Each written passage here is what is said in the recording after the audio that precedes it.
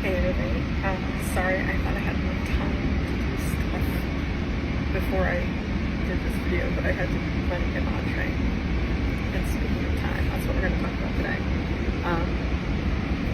Great segue, right?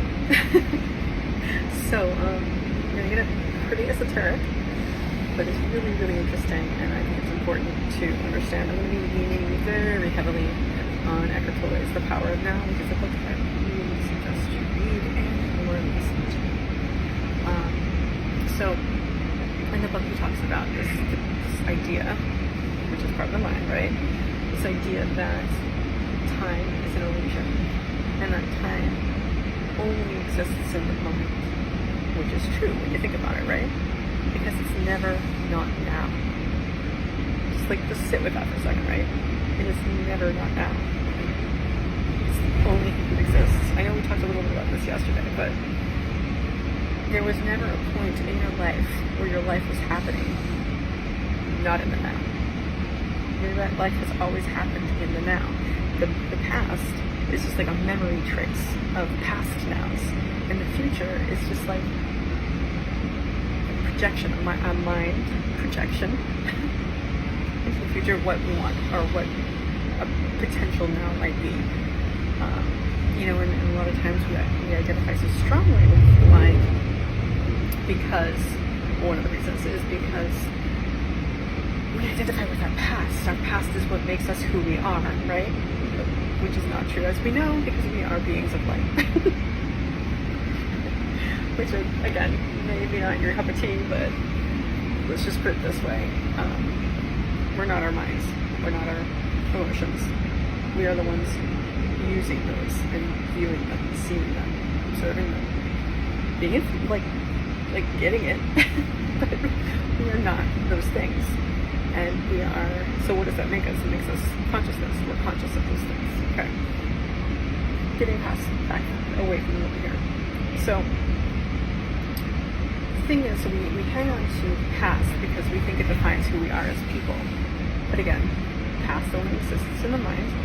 And the future, because it's not a now yet, it kind of sometimes holds the promise of salvation, as Eckhart Tolle says. So yeah, I thought that was very interesting to point out, because the now is the only place you can go to get out of the mind. The now is not something the mind can really comprehend. I mean, really, I don't say comprehend, experience. Or at least it's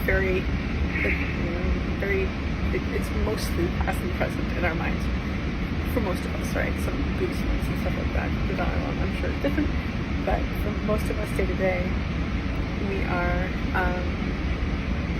sorry, I keep on looking, is this something I gotta stop doing? I keep on, as I'm doing this, looking at my face and being like, oh my god, blah, blah, blah, blah, blah, blah. It's okay. It's okay.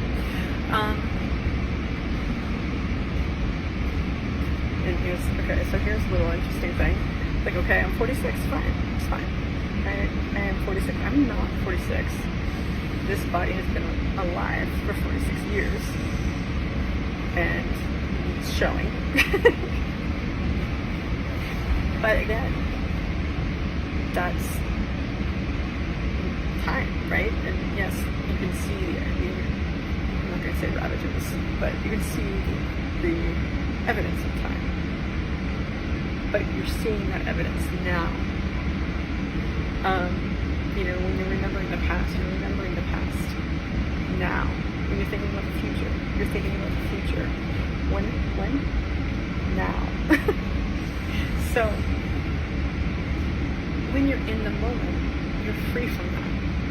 And that's where you really exist. We all actually exist. We all inhabit the moment. Now approaching JFK, right?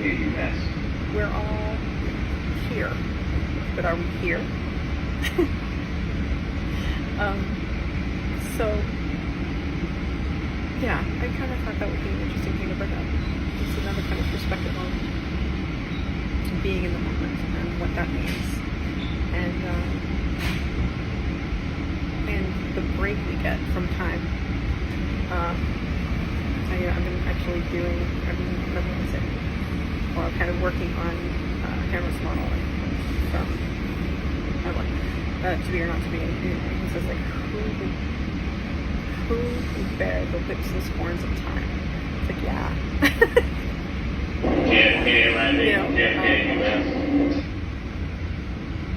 Time can suck. But it can't at the same time because it doesn't actually exist. Right? Yeah, let me just check my notes for 1 second.